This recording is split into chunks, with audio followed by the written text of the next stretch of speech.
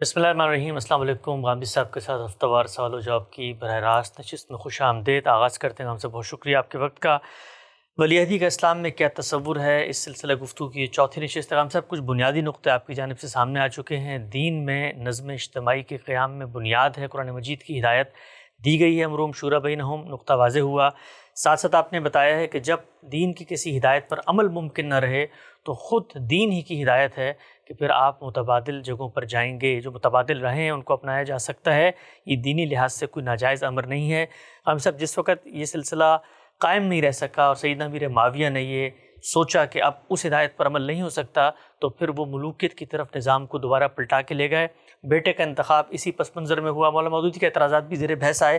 آگے بڑھانا چاہتا ہوں سلسلہ گفتگو۔ یہ بتائیے گا کہ دین کی ہدایت پر عمل ممکن نہیں تھا، متبادل راہ اپنائی گئی، اب جب اپنائی جاتی ہے اور ایک حکومت بن گئی جہاں پہ یزید جو ہے وہ حکمران بن گئے، تو یہ حکومت کی نوعیت کیا ہے؟ کیا یہ بالفعل حکومت ہو گئی، ڈیفیکٹو ہے، ڈی جیورو ہے؟ ایک عام مسلمان اس کو دینی لحاظ سے اب کس نوعیت کی حکومت سمجھے گا؟ یہ جو دستور ہے ہمارا، اس کی بنیادی ہدایت کی میں نے وضاحت کر دی۔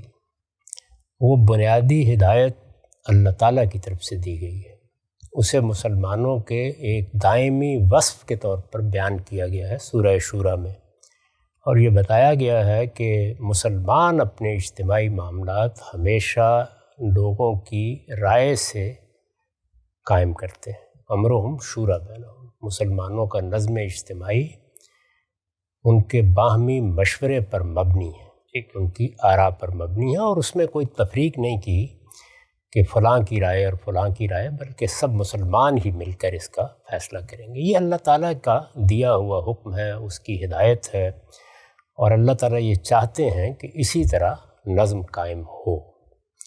میں نے عرض کیا تھا کہ اگر کسی وقت اس ہدایت پر عمل ممکن نہ رہے، جب رسالت مآب صلی اللہ علیہ وسلم دنیا میں تھے تو اسی پر عمل کیا گیا، جب آپ دنیا سے رخصت ہوئے تو خلفائے راشدین نے اسی پر عمل کر کے اپنا نظم قائم کیے رکھا۔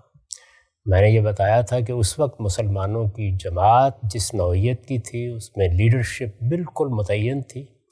10-12 ہی لوگ تھے جو مسلمانوں کے رہنما یا ان کے سیاسی زعماء کی حیثیت رکھتے تھے، چنانچہ وہ اس نظم کو امرؤہم شوری بینہم کی پوری طرح پیروی کرتے ہوئے چلاتے رہے۔ انہوں نے تمام فیصلے اسی چیز کو ملحوظ رکھ کے کیے۔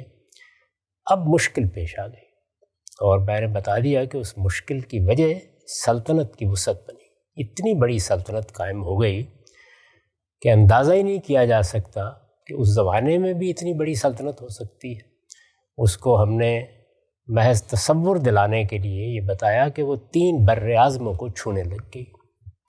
اتنی بڑی سلطنت میں اب امرؤہم شوری بینہم کے تقاضوں کو پیش نظر رکھ کر کیا نظم بنایا جائے، کیونکہ یہ تو اب انسانوں نے فیصلہ کرنا تھا، اس کے حالات بھی دیکھنے تھے، اس کے معاملات کا بھی جائزہ لینا تھا، کیا قابل عمل صورت ہو سکتی ہے۔ جب قابل عمل صورت نہیں سامنے آئی تو جو دنیا میں اس وقت نظام رائج تھا ملوکیت کا، اسی کو اختیار کر لیا گیا، اور یہی ہم بھی کریں گے۔ یعنی جب کسی اللہ کے دین کی ہدایت یا حکم پر عمل کرنا ممکن نہیں رہے گا، ایسا نہیں کہ اس پر عمل ہوا نہیں، یعنی خلفائے راشدین تو اسی کے مطابق سب معاملات کرتے رہے، تو انہوں نے ایک دوسرا فیصلہ کیا۔ اس کے نتیجے میں جو حکومت قائم ہوئی وہ بالفعل حکومت ہی ہوگی، یعنی اس پر یہ اعتراض کی گنجائش رہے گی کہ یہ اس دستور کے مطابق قائم نہیں ہوئی۔ جس وقت میں اللہ تعالیٰ کے کسی حکم کی خلاف ورزی کر کے کسی حرام چیز کا ارتکاب کرتا ہوں، قرآن مجید نے اخلاقی معاملات میں بھی استرار کے مواقع بیان کر دیے ہیں اور خور و نوش میں بھی بیان کر دیے ہیں، تو ظاہر ہے کہ اگر بعدین نظر میں دیکھا جائے تو حکم کی خلاف ورزی ہوئی ہے، لیکن اس حکم کی خلاف ورزی کو اللہ تعالیٰ نے کیسے بیان کیا؟ فلا اسم علیہ، یعنی تم چونکہ مجبور ہو گئے ہو تو اب بس اللہ تعالیٰ کی طرف سے کوئی مواخذہ بھی نہیں ہے، تو مواخذہ اٹھ گیا۔ لیکن یہ بات تو ہمیشہ سامنے رہنی چاہیے کہ دستوری تقاضا کیا ہے، تاکہ وہ آپ کے سامنے ایک ہدف کے طور پر موجود ہو، اس کو آپ حاصل کرنے کی جد و جہد کریں۔ یعنی اگر کوئی آدمی کسی وجہ سے کھڑے ہو کر نماز نہیں پڑھ رہا، ایسی صورت پیش آ گئی ہے، یا اس وقت مریض ہے یا مسافر ہے، روزہ نہیں رکھ رہا، تو یہ معلوم ہونا چاہیے نا کہ وہ بالفعل اس وقت یعنی عملی طور پر روزہ نہیں رکھ رہا، لیکن وہ اپنے باطن میں تو اس چیز کی تمنا رکھنے والا شخص ہونا چاہیے کہ مجھے روزہ رکھنا ہے، میں اللہ کا بندہ ہوں، مجھے اپنے آپ کو درست کرنا ہے، اگر اس میں مجھے اپنی طرف سے کوئی معاملہ کرنا ہے تو میں کروں گا، اور اس میں جو بھی حالات ہوں گے ان کے لحاظ سے وہ اقدام کرتا چلا جائے گا۔ تو اس لیے اس طرح کی تمام جتنی حکومتیں ہیں وہ بالفعل ہی ہوں گی اور ان کو بالفعل مانا جائے گا۔ ان کے عذر کیا ہیں وہ اللہ تعالیٰ کی بارگاہ میں بھی سامنے آ جائیں گے، اور اس طرح کے اجتماعی معاملات میں آزار سامنے پڑے ہوئے ہوتے ہیں، ان کو سمجھا بھی جا سکتا ہے۔ تو میرے نزدیک یہ بالفعل حکومتیں ہیں، اور اس طرح کے تمام معاملات میں یہی رائے قائم رکھنی چاہیے تاکہ جو چیز اصل دستور کا تقاضا ہے اس کی طرف بڑھنے کی آمادگی بھی رہے اور اس کے لیے لوگ جدوجہد بھی کرتے رہیں۔ ایک سا نقطہ واضح ہوا۔ اچھا، قرآن مجید میں ریاست سے متعلق جو احکامات بیان ہوئے ہیں، نظم اجتماعی کی اطاعت سے متعلق جو بیان ہوئے ہیں، وہ تو اس دستوری طریقے کے لیے ہوئے ہیں جو آئیڈیل سچویشن موجود ہے۔ اگلا سوال آپ کی خدمت میں یہ ہے کہ اگر کوئی اس طرح کی بالفعل حکومت بنتی ہے تو وہ جتنی ہدایات حکومت سے متعلق ہے، نظم اجتماعی، ریاست، امیر کی اطاعت، نزاع کی صورت میں اس کا فیصلہ پریویل کرے گا، اس کی کیا نوعیت باقی رہتی ہے؟ کیونکہ وہ سب تو دستوری نوعیت سے متعلق ہے۔ ان کا تعلق نظم اجتماعی سے ہے، ان کا تعلق کسی شخص کی حکومت سے نہیں ہے، نہ حکومت کے کسی طریقے سے ہے۔ ان کا تعلق اس سے ہے کہ مسلمانوں کا نظم اجتماعی کسی حال میں انتشار کا ہدف نہیں بننا چاہیے، لہٰذا حکومت جس طریقے سے بھی قائم ہو گئی ہے وہ جب اس نظم اجتماعی کو قائم رکھے ہوئے ہے تو اب کوئی انتشار نہیں ہونا چاہیے، کوئی قانون کی خلاف ورزی نہیں ہونی چاہیے، کوئی فساد نہیں ہونا چاہیے۔ ان ہدایات کا تعلق اس صورتحال سے ہے، اس کا اس سے تعلق نہیں ہے کہ مجھے یا آپ کو کسی نظم سے اختلاف ہے تو اب مجھے حق انتشار یا حق فساد حاصل ہو گیا ہے۔ اس کا تعلق اصل میں لوگوں کی جان، مال، آبرو کی حفاظت سے ہے۔ اس کا تعلق ریاست کے نظم کی بنیاد میں جو اصول کار فرمایا اس کی پیروی سے ہے۔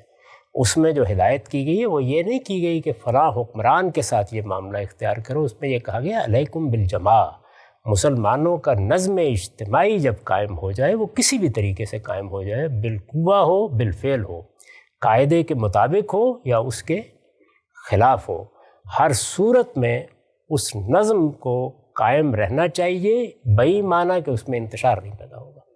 البتہ اس نظم میں تبدیلی لانی ہے، اس میں کسی چیز پہ تنقید کرنی ہے، اس میں کسی چیز کی غلطی واضح کرنی ہے، وہ آپ کریں، آپ کو حق حاصل ہے، لیکن نظم کو چیلنج نہیں کیا جائے گا۔ ایک ہم سے نقطہ واضح ہوا۔ اچھا، ایک عملی مثال رکھتے ہیں، ہم سے بڑے بڑا فلسفہ جو ہے وہ عمل میں آ کے سمجھ میں آ جاتا ہے۔ دین نے ہدایت کی، آپ نے کہا کہ انتشار نہیں پیدا کرنا، نظام بن گیا ہے بالفعل ملوکیت کا۔ اب ملوکیت ہی کہتی ہے کہ اگر آپ تنقید کرتے ہیں تو یہ بھی باعث انتشار، اس کو گوارا نہیں کیا جائے گا۔ ایک طرف دین کہتے ہیں انتشار پیدا نہ کرو، دوسری طرف ملوکیت تنقید کی جاتی دیتی۔ ہم کوئی فیل کرتے ہیں، نتیجے کے اعتبار سے انتشار بن جاتا ہے، تب کیا کریں گے؟ یہ بات یہ ہے کہ یہ بات بھی اللہ ہی واضح کرے گا نا، تو اللہ تعالیٰ نے ہمیں حق تنقید دیا ہے۔ یہ ملوکیت کو فیصلہ نہیں کرنا، نہ جمہوریت کو کرنا ہے نہ کسی اور کو۔ حق تنقید مجھے میرے پروردگار نے دیا ہے۔ امر بالمعروف اور نہی عن المنکر میرے بنیادی فرائض میں سے۔ میں ایک مسلمان کی حیثیت سے یہ حق رکھتا ہوں کہ میں بھلائی کی تلقین کروں، اور اگر کوئی برائی دیکھوں تو میں اس سے اختلاف کا اظہار کروں۔ جس چیز کا مجھے پابند کیا گیا ہے وہ یہ ہے کہ یہ اظہار اختلاف حدود کے اندر ہونا چاہیے، اس میں کوئی افتراق پیدا کرنے کی صحیح نہ کی جائے، اس میں لوگوں کو کسی فساد پر آمادہ نہ کیا جائے، اس میں جان، مال، آبرو کے لیے کوئی خطرات پیدا نہ کیا جائے۔ تو اگر فساد آپ پیدا نہیں کر رہے تو یہ آپ کا حق ہے، اس سے روکنا یہ کسی کا کام نہیں ہے۔ کسی حکومت کو بھی اسی وقت حقوق آپ پر حاصل ہوتے ہیں جب آپ فساد کا ارتکاب کرتے ہیں، جب آپ جان، مال، آبرو کے لیے خطرہ بنتے ہیں۔ یہ اللہ کا دیا ہوا حق ہے، البتہ بعض اوقات اس کی قیمت ادا کرنا پڑ جاتی ہے۔ یعنی میں اختلاف کروں گا، میں تنقید کروں گا، میں غلطی کو غلطی کہوں گا، میں منکر کو منکر قرار دوں گا، تو ہو سکتا ہے کہ مخاطبین اس کو نہ سننے کے لیے تیار ہوں، ممکن ہے کہ وہ میری جان کے درپے ہو جائیں، تو یہ پھر ذمہ داری ان کی ہے، وہ اپنے رب کو جواب دیں۔ میرا معاملہ یہی ہے، ہاں البتہ اللہ تعالیٰ نے مجھے بھی یہ ہدایت فرمائی ہے کہ اگر تم محسوس کرتے ہو کہ اس میں جان، مال، آبرو کو خطرہ ہے، تو جو ذمہ داری اللہ نے تم پر حق کہنے کی ڈالی ہے یا صحیح بات کے اعلان کی ڈالی ہے، اگر اس میں کوتاہی ہوگی تو اللہ معاف کر دے گا۔ یعنی اس کو دین نے اسی اصول پر رکھا ہے جو جگہ جگہ بیان کیا ہے کہ اللہ کسی بندے پر اس کی طاقت سے زیادہ بوجھ نہیں ڈالتا۔ تو تکلیف مالا یطاق تو اللہ تعالیٰ نے مجھے نہیں دی، لیکن میں اپنی ہمت حوصلے کا اندازہ کر کے تنقید کروں گا، غلطی کو غلطی کے طور پر بیان کروں گا، واضح کرنے کی صحیح کروں گا۔ کسی کو بھی اس پر کوئی قدغن نہیں لگانی چاہیے، لیکن اگر کوئی حکومت اس طرح کی کارروائی کرتی ہے تو پھر اس کو جواب دینا ہے۔ اچھا خان صاحب، یہ گتھی ذرا سلجھائیے گا۔ ایک طرف آپ فرماتے ہیں کہ جی امیر معاویہ نے یہ بڑا امت پر احسان کیا کہ ایک نظام جو عملاً نہیں چل سکتا تھا جمہوری روایات کا، اس کا ایک متبادل تجویز کر دیا اور اس پر عمل درآمد بھی شروع کر دیا۔ اس نظام کے بارے میں آپ بھی جانتے ہیں، میں بھی جانتا ہوں کہ وہ نظام کھڑا ہی نہیں رہ سکتا اگر اس معاشرے میں تنقید کی اجازت دے دی جائے۔ ملوکیت ایک دوسرا طرز حکومت ہے، جمہوریت ایک دوسرا طرز حکومت ہے۔ اب ان کی جگہ پر اگر آپ کھڑے ہوں، انہوں نے ایک نظام بنایا ہے جو متبادل نظام ہے، عملی نظام، اس کو آپ کہتے ہیں احسان فرمایا ہے امت پہ، اس نظام میں ہی گنجائش نہیں ہے تنقید کی، تو پھر یہ ہم کیسے کہہ سکتے ہیں کہ جی کوئی شخص بندہ مومن اٹھے، وہ اگر تنقید کرتا ہے اس کی قیمت پے کرے؟ اس لیے کہ جب متبادل آپ کے لیے احسان ہے، قابل قبول ہے، تو پھر اس پر تنقید کرنا تو متبادل کو توڑنے کے مترادف ہو۔ نہیں، دیکھیے تنقید سے کوئی چیز نہیں ٹوٹتی، تنقید سے بہتری کے مواقع پیدا ہوتے ہیں۔ تنقید ہر شخص کو سننی چاہیے۔ ملوکیت کے لیے یہ لازم نہیں ہے کہ آپ تنقید پر پابندی لگا دیں۔ ملوکیت ایک نظم ہے، جب نظم کو چیلنج کیا جائے گا اور عملی طور پر کوئی اقدام ہوگا تو آپ کو بھی حق حاصل ہے کہ آپ اقدام کریں، اور جو قانون آپ کو اجازت دیتا ہے اس میں نظم کو قائم رکھنے کی صحیح کریں۔ لیکن اگر میں آپ کے کسی اقدام کو غلط سمجھتا ہوں، یا میں یہ سمجھتا ہوں کہ یہاں ایک چیز شریعت کے علم و اخلاق کے خلاف ہو رہی ہے، تو میں کہوں گا اس کا کیا تعلق ہے اس سے کہ ملوکیت کے لیے ناگزیر ہے کہ لوگوں کے منہ بند کر دیے جائیں۔ یعنی جو چیز حکومت کے لیے ناگزیر ہے وہ یہ ہے کہ وہ انتشار پیدا نہ ہونے دے، وہ فساد برپا نہ ہونے دے، وہ لوگوں کو حکومت کے نظم کو چیلنج کرنے کی اجازت نہ دے۔ جب آپ نظم کی پیروی کر رہے ہیں، نظم کی اطاعت کر رہے ہیں، لیکن آپ غلط کو غلط کہہ رہے ہیں، تو یہ تو آپ کے بنیادی دینی فرائض میں سے ایمان کا تقاضا ہے، یہ قائم بالقسط رہنے کا تقاضا ہے، جس کا حکم اللہ تعالیٰ نے سورہ نساء میں دیا ہے، جس کا حکم اللہ تعالیٰ نے سورہ مائدہ میں دیا ہے۔ تو ہمیں ہر حال میں حق کہنا ہے۔ جب حق کہنا ہے، معروف کی تلقین کرنی ہے، لیکن کیسے کہنا ہے؟ زبان سے کہنا ہے، شائستگی سے کہنا ہے، کوئی انتشار پیدا کر کے نہیں کہنا، اس طرح کہنا ہے جس طرح کے شرفاء کہا کرتے ہیں، اور اللہ نے ہمیں یہی کہا ہے۔ یعنی جس وقت آپ معروف کی تلقین کریں گے، آپ منکر سے روکیں گے، آپ کسی غلط چیز کی غلطی واضح کریں گے، تو اصل میں آپ حق کی دعوت دے رہے ہیں۔ تو حق کی دعوت کے لیے جو حکمت عملی اللہ تعالیٰ نے بتائی ہے، وہ صریح لفظوں میں بیان ہو گئی ہے کہ ادعو الی سبیل ربک بالحکمت والموعظہ۔ تو حکمت کے ساتھ، دانش کے ساتھ اپنی بات کہنی ہے۔ اس پر پابندی اگر کوئی لگاتا ہے تو یہ کسی نظام کا تقاضا نہیں ہے۔ ہر نظام، بدترین سے بدترین نظام بھی اگر اپنے ہاں لوگوں کے منہ بند کر دیتا ہے تو پھر تو اصل میں وہ خود کار مذلت میں گرنے کا سامان کر رہا ہے۔ تنقید ہوگی، لوگ اعتراض کریں گے، تو اس سے بہتری کے اسباب پیدا ہوں گے۔ اگر مجھے یہ اطمینان ہے کہ میں نے جو نظم قائم کیا ہے، یہ نظم مبنی بر استدلال ہے، اس کی ضرورت ہے، تو سوال یہ ہے کہ پھر مجھے اتنا حساس ہونے کی کیا ضرورت ہے؟ کوئی فساد پیدا ہوگا تو اس کو روکا جائے۔ واضح ہوگا، ہم سب آگے بڑھاتے ہیں سلسلہ گفتگو کو۔ یہ بیان فرمائی کا بھی ایک بڑا اہم نقطہ آپ کی زبان سے ہم نے سنا کہ رخصت تو ظاہری بات ہے، رخصت ہوتی ہے، کسی معاملے پر عمل درآمد ممکن نہیں ہے، متبادل راہیں بھی اپنائی جائیں گی، لیکن ایک شخص جو ہے اس کی کمر میں درد ہے، اب وہ بیٹھ کے نماز پڑھ رہا ہے، اس کو چاہیے نا کہ ڈاکٹر کے پاس جائے، دوائی لے، ایکس رے کرے تاکہ کھڑا ہو سکے اور پھر قیام کو قیام کی صورت میں ادا کرے۔ امیر معاویہ نے متبادل صورت سمجھی، ممکن نہیں ہے، ملوکیت کا رستہ کھول دیا۔ وہ ذرا مجھے چند اقدامات بتائیے گا، ناقدین پوچھتے ہیں، جو اصل کو یاد رکھتے ہوئے اس کی طرف بڑھنے کے لیے کوئی بچے کو نصیحت کی ہو کہ بھئی اس وقت تو امکان نہیں ہے، میں جا رہا ہوں، لوگوں کو نصیحت کی ہو کہ کوئی اور رستہ نہیں ہے، اسی کو بنا لو، لیکن اصل کی طرف لوٹنا، دین کی ہدایت وہی ہے، عمل ممکن نہیں ہے، کوششیں کرتے رہنا، وہ کو دو چار چیزیں تو بتائیں نا۔ جب میرے کسی تکلیف کا معاملہ آپ پر بھی واضح ہے، مجھ پر بھی واضح ہے، تو یہ سب کرنے کی کیا ضرورت ہے؟ جب تکلیف دور ہو جائے گی تو ہر آدمی جانتا ہے کہ اصل لوٹ آئے گا۔ یعنی یہ کیا چیزیں ہیں جو ہم بیٹھ کے اس 21ویں صدی میں اس وقت کے تصورات کو سامنے رکھ کے کہتے رہے ہیں؟ ایک بالکل بدیہی صورتحال ہے کہ یہ عذر ہے، ہر ایک کو معلوم ہے، اور اگر کسی کو معلوم نہیں ہے تو اسے حق حاصل ہے کہ وہ سوال کر لے، پوچھ لے، جواب دینے والا جواب دینا چاہے گا جواب بھی دے دے گا۔ سوال یہ ہے کہ اس کے بعد ہمارے فقہا، ہمارے محدثین، ہمارے علماء، ان کو کہیں بند کر دیا گیا تھا؟ ان سب کے لیے راستہ کھلا ہوا تھا کہ وہ دیکھیں۔ یہ تنہا امیر معاویہ کی ذمہ داری کیوں تھی؟ جو حکمران تھے ان کی بھی ذمہ داری تھی، علماء تھے ان کی بھی ذمہ داری تھی، فقہا تھے ان کی بھی ذمہ داری تھی۔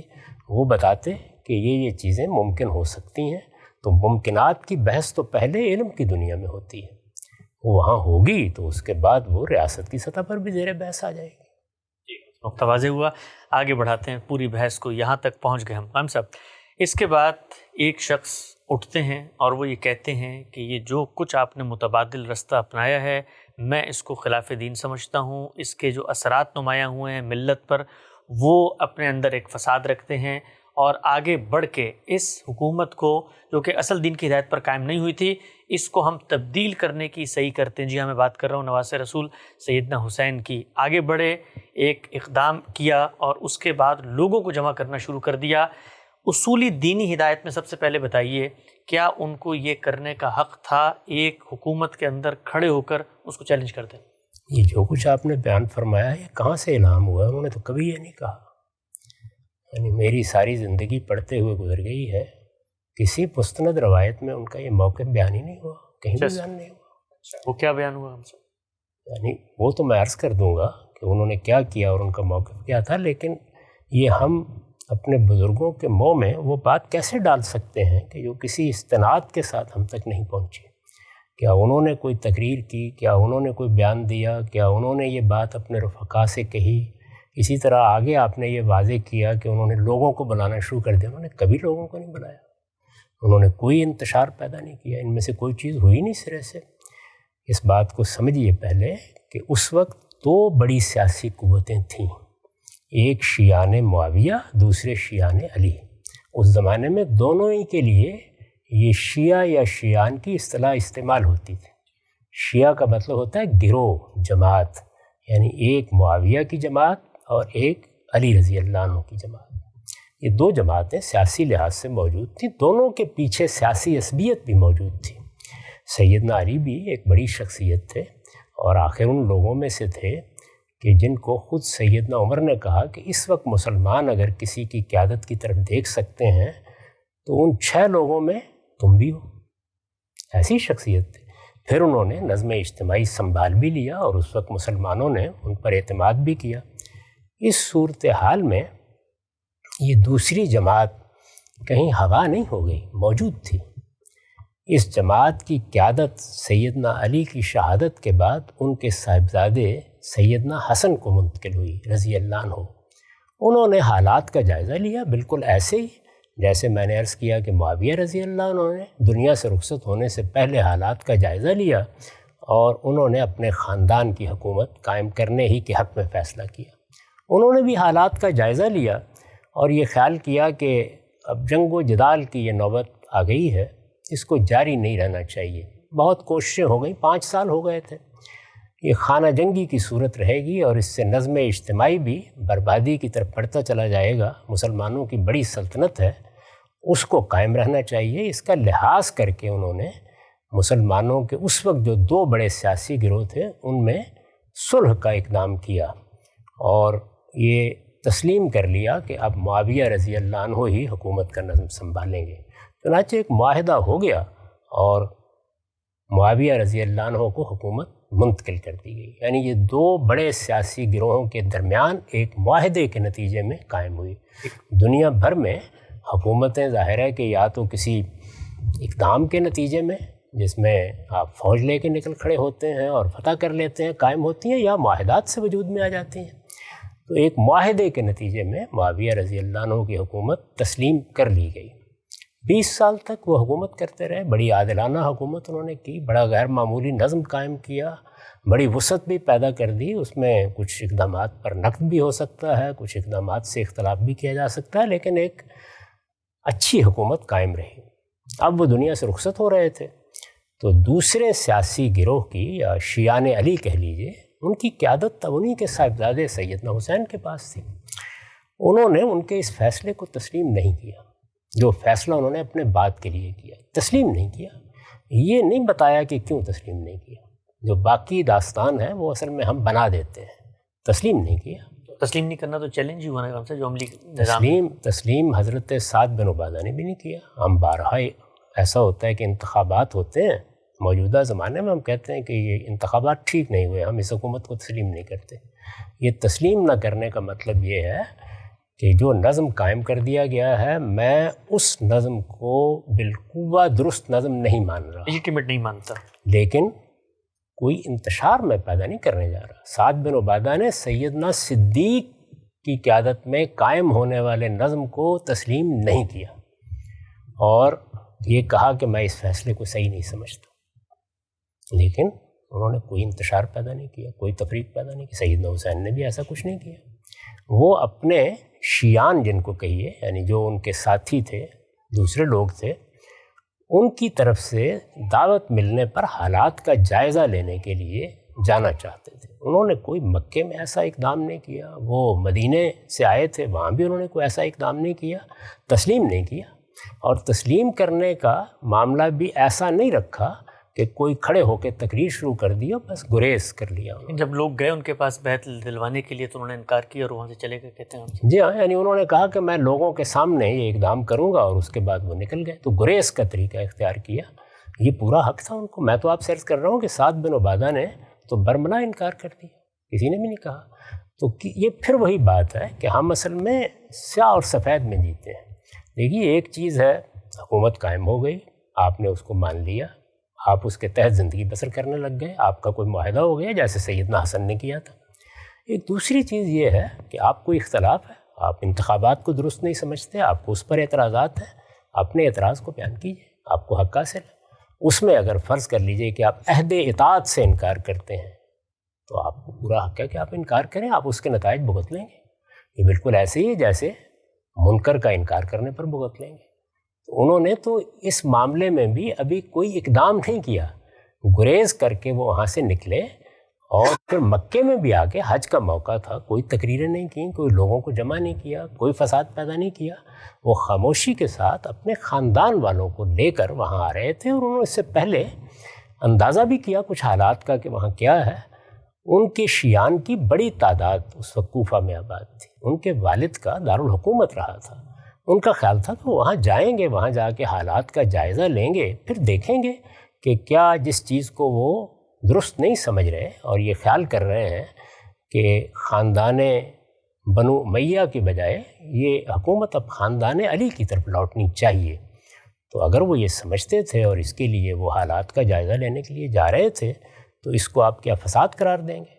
اس میں کوئی اقدام نہیں ہوا، یعنی ابھی کوئی خروج کا اقدام بھی نہیں ہوا. زیادہ سے زیادہ یہ کہہ سکتے ہیں کہ ان کے پیش نظر یہ ہوگا جب وہ کرتے کوئی اقدام، اس کے بعد حکومت نے جو کرنا تھا وہ کرتی، پھر حکومت کو بھی کچھ اختیارات حاصل ہو جاتے ہیں.